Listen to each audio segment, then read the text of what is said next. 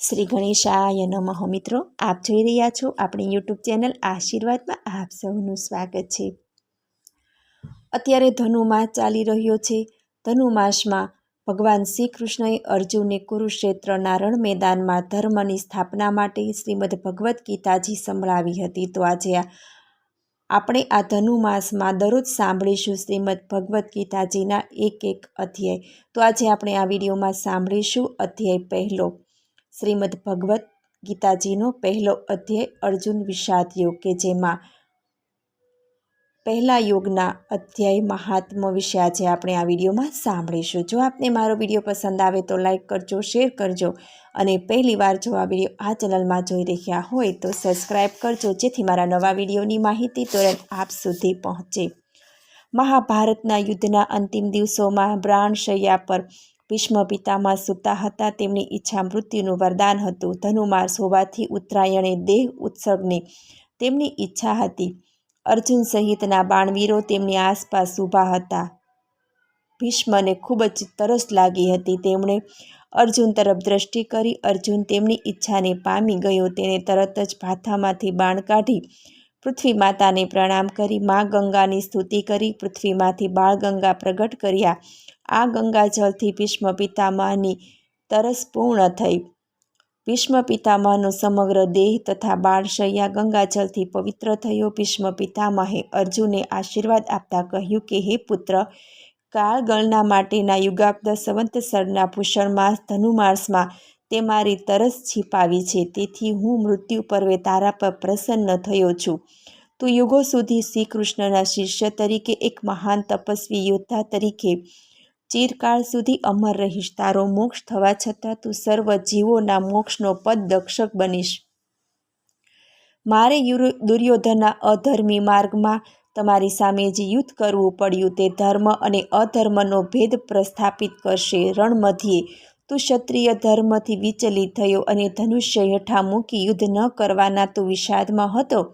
ત્યારે શ્રી કૃષ્ણે તેમના વિરાટ સ્વરૂપના દર્શન કરાવી જે ઉપદેશ આપી તારો વિષાદ દૂર કર્યો અને તારા ક્ષત્રિય ધર્મનું પાલન કરવા અમારા જેવા વડીલો, ગુરુજનો અને સ્નેહીજનો સામે યુદ્ધ કરવા બેઠો કર્યો હતો। તે માટેનો આ તારો અર્જુન અને શ્રી કૃષ્ણ વચ્ચેનો સંવાદ એટલે શ્રીમદ ભગવદ્ ગીતા ધર્મની સ્થાપના માટે અજોડ થશે। આ ધનુમાસ સમય તેનો સાક્ષી બનશે।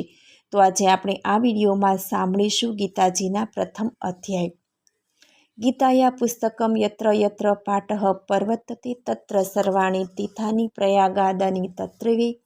જ્યાં ભગવદ્ ગીતાનો ગ્રંથ હોય અને જ્યાં ગીતાનો પાઠ થાય છે ત્યાં પ્રયાગ આદિ સર્વ તીર્થોનો વાસ રહેલો હોય છે। અર્થાત શ્રીમદ ભગવદ્ ગીતાજીના પઠન શ્રવણથી પ્રયાગ આદિ પવિત્ર ધામોમાં સ્નાન કર્યા જેટલું ફળ પ્રાપ્ત થાય છે। ગીતાજીના અધ્યાય શરૂ કરતા પહેલાં આપણે શ્રીમદ ભગવદ્ ગીતાની સ્તુતિ કરીએ। ગીતા સુગીતા કર્તવ્ય કી મન્યે શાસ્ત્ર સંગ્રહી યા સ્વયં પદ્મનાભસ્વ મુખધ્વાની સુતા। જે દિવ્ય છે, જે મધુર છે તેનું સતત ધ્યાન કરો, નિયમિત તેની સમીપ રાખો। કારણ કે ગીતા એ ગંગાથી પણ વધારે છે। કેમ કે ગંગામાં સ્નાન કરવાવાળો પોતે મુક્ત થાય છે પણ બીજાને મુક્ત કરી શકતો નથી, પરંતુ ગીતાથી પોતે મુક્ત થાય છે અને બીજાને મુક્ત કરવામાં સમર્થ બને છે। ગંગા ભગવાનના ચરણ કમળમાંથી પ્રગટ થઈ છે, જ્યારે ગીતા તો સાક્ષાત શ્રી કૃષ્ણના મુખ કમળમાંથી પ્રગટ થઈ છે। અધ્યાય પહેલો, અર્જુન વિષાદ યોગનો સારાંશ। ઓમ શ્રી પરમાત્મને નમઃ। કુરુક્ષેત્રના મેદાનમાં બંને સૈન્ય સામસામે આવીને ઊભા। અર્જુનના રથના સારથી બનેલા ભગવાન શ્રી કૃષ્ણ અર્જુનનો રથ જ્યારે યુદ્ધના મેદાનમાં લાવ્યા ત્યારે અર્જુનના કહેવાથી ભગવાને રથને બે સેનાની વચમાં ઊભો રાખ્યો। ભીમ પાંડવોના લશ્કરનો સેનાપતિ હતો અને કૌરવોના લશ્કરના સેનાપતિ ભીષ્મ હતા।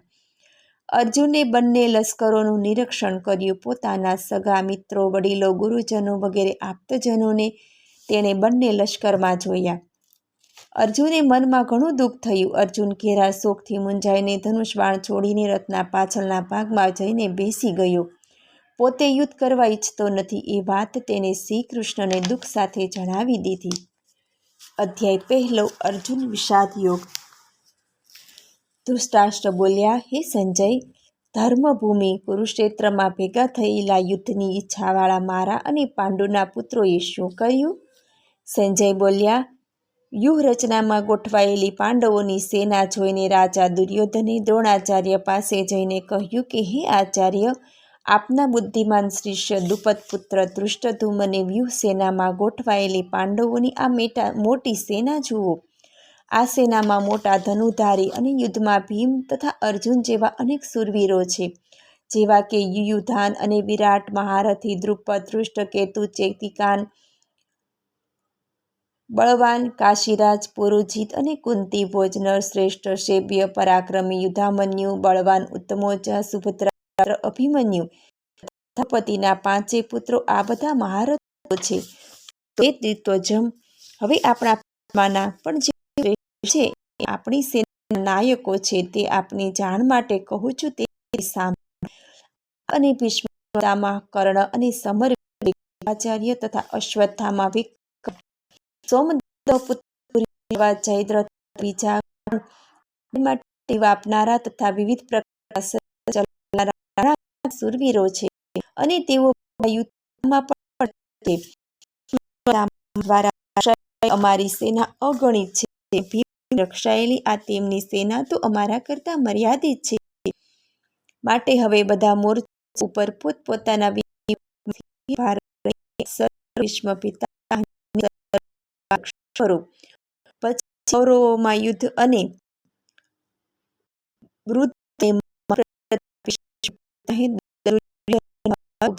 માટે સિંહનાદ બેઠે ગજ કરીને મોટેથી શંખ વગાડ્યો. ત્યારે અન્ય યોદ્ધાઓ તરફથી પણ એક સાથે શંખ, નગારા, મૃદંગ, ઢોલ અને રણશિંગા વાગવા માંડ્યા, અને તેનો એકત્ર નાદ ઘણો ભયંકર થયો. એ પછી ધોળા ઘોડા મહાન રથમાં બેઠેલા માધવ અને અર્જુને પણ દિવ્ય શંખો વગાડ્યા. શ્રીકૃષ્ણે પાંચજન્ય, અર્જુને દેવ કરવા, ભીમે મોટો પોંડ નામનો શંખ વગાડ્યો. કુંતી પુત્ર રાજા યુધિષ્ઠિરે અનંત વિજય, નકુલે સુદેશ અને સહદેવે મણિપુષ્પક નામે શંખ વગાડ્યા. તો હે પૃથ્વીપતિ, મહાધનુધારી કાશીરાજ, મહારથી શિખંડી, ધૃષ્ટદ્યુમ્ન, વિરાટ, અજિત, સાત્યકી, દ્રુપદ, દ્રૌપદીના પુત્રો અને મહાબાહુ અભિમન્યુ, એ સૌએ જુદા જુદા શંખો વગાડ્યા. આકાશ અને પૃથ્વીને ગજવતા પ્રખંડ નાદે કૌરવોના હૃદય ચીરી નાખ્યા. અર્જુન બોલ્યો કે હે જન, શસ્ત્ર પ્રહારની તૈયારીના સમયે વ્યવસ્થાથી પેલા કૌરવોને જોઈ કપિધ્વજવાળા અર્જુન શસ્ત્ર ચલાવવા માટે ધનુષ ઉઠાવીને શ્રી કૃષ્ણ સમક્ષ આવું વચન બોલ્યા કે હે અચ્યુત, અહીં યુદ્ધની ઈચ્છાથી આવી ઊભેલા જેઓ સાથે રણસંગ્રામ મારે લડવાનું છે, તેમને હું રૂઢે પ્રકારે જોઈ લઉં ત્યાં સુધી મારો રથ બંને સેનાઓની મધ્યમાં લઈ જઈ ઊભો રાખો. યુદ્ધમાં દૃષ્ટબુદ્ધિવાળા કૌરવોનું પ્રિય ઈચ્છનારા આ સર્વે જેઓ અહીં આવ્યા છે તેમને હવેથી હું દઈશ. અર્જુન બોલ્યો કે હે ધૃતરાષ્ટ્ર, આ પ્રમાણે અર્જુને કહેતા શ્રી કૃષ્ણે તે ઉત્તમ રથને બંને સેનાઓ વચ્ચે ભીષ્મ, દ્રોણ તથા સર્વ રાજાઓની સામે ઊભો રાખી કહ્યું કે હે પાર્થ, આ ભેગા થયેલા કૌરવોને તું જોઈ.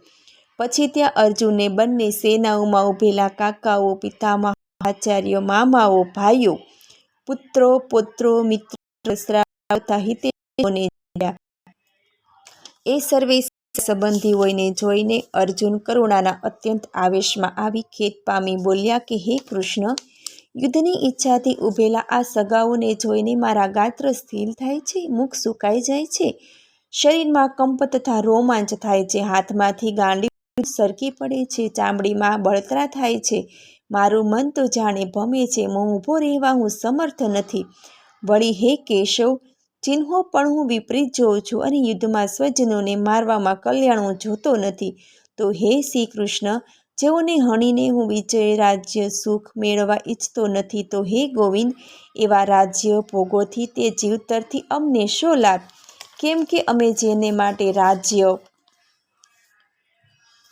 ભોગો અને સુખો ઈચ્છીએ છીએ તેઓ તો બધા પોતાના પ્રાણ અને ધનની આછા તજીને યુદ્ધમાં ઊભેલા છે.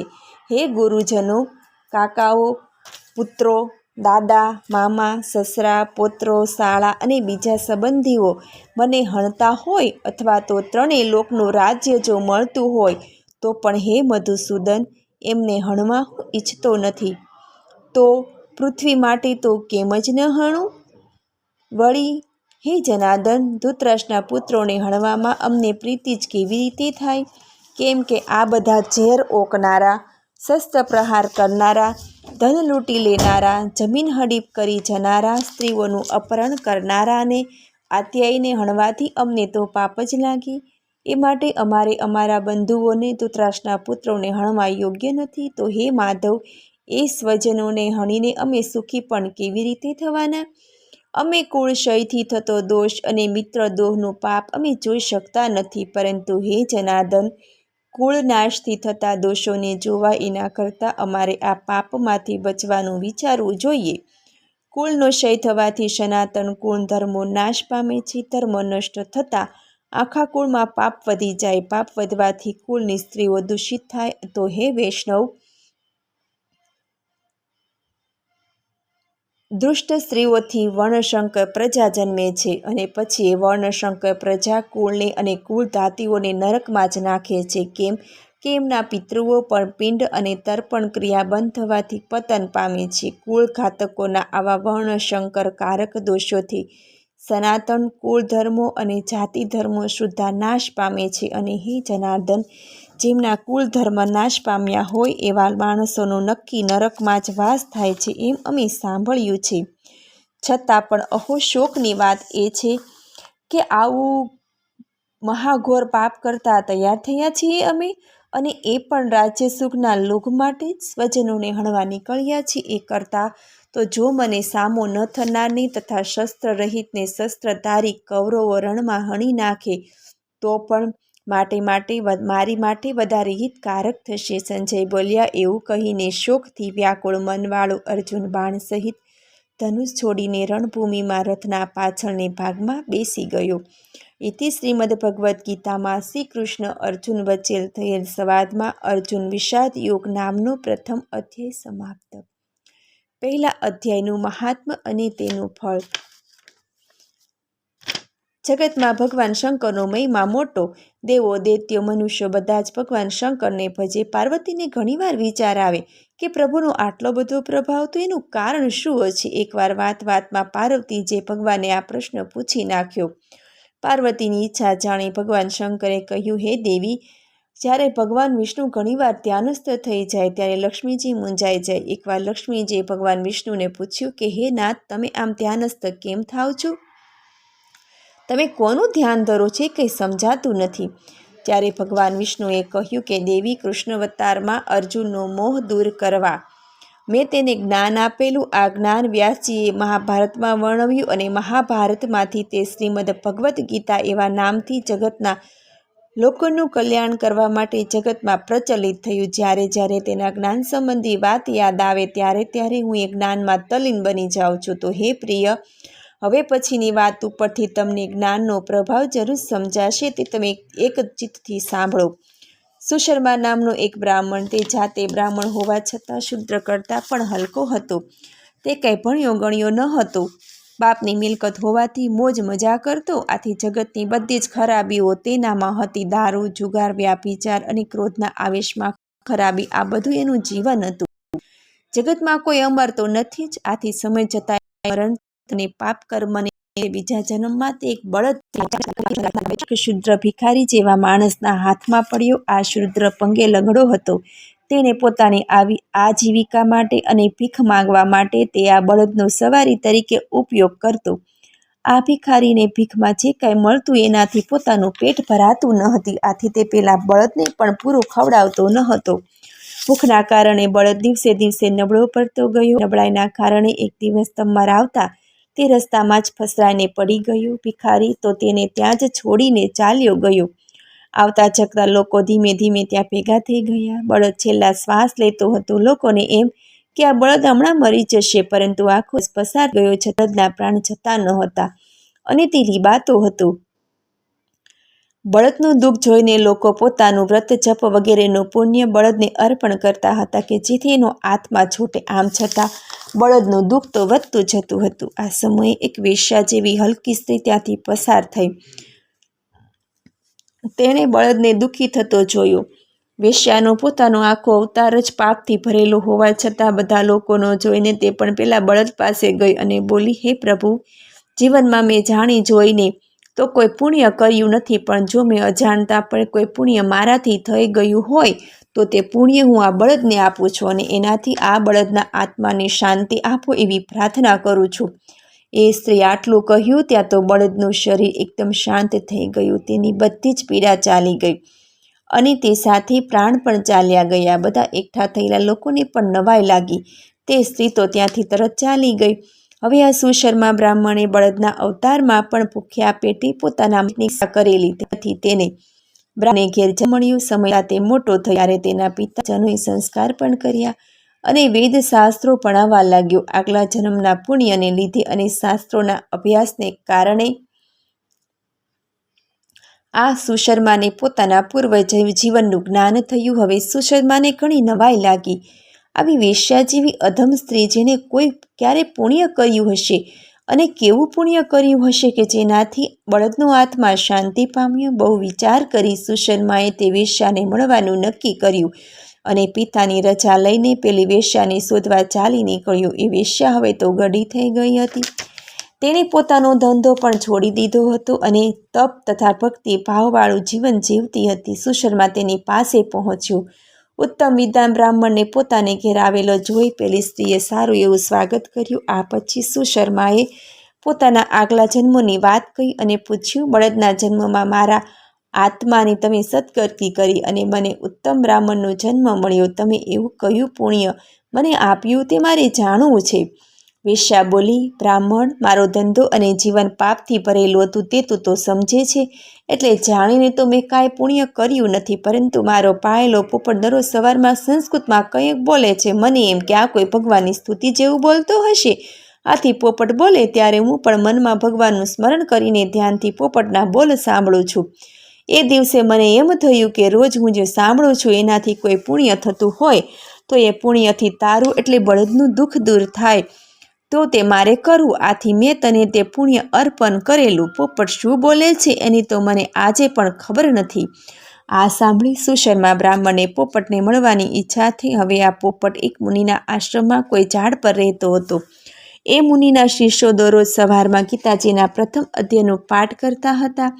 દરરોજ તે પાઠ સાંભળીને પોપટને તે મોઢે થઈ ગયેલો એટલે પોપટ પણ રોજ શિષ્યો સાથે તે પાઠ બોલતો.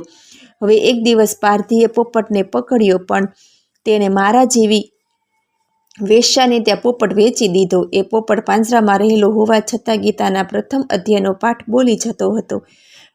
પોપટ પાસેથી આ બધી વિગત જાણી પેલા બ્રાહ્મણે પોપટના મોઢેથી તે પાઠ સાંભળ્યો. બ્રાહ્મણને ખબર પડી ગઈ કે આ પોપટ બોલે છે એ શ્રીમદ ભગવદ્ ગીતાનો પહેલો અધ્યાય છે. એ દિવસથી જ પેલી ગણિકા તથા સુશર્માએ પણ ગીતાના પહેલા અધ્યાયનો રોજ પાઠ કરવાનું નક્કી કર્યું.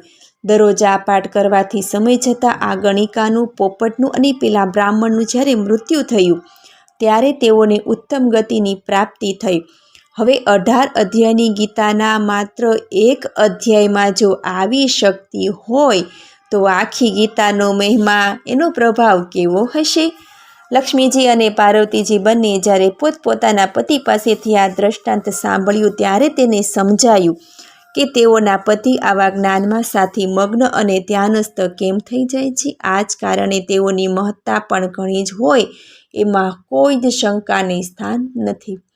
વસુદેવ વસુતમ દેવમ કંચ ચાણૂરમર્દનમ દેવકી પરમાનંદમ કૃષ્ણમ વંદે જગદગુરુ.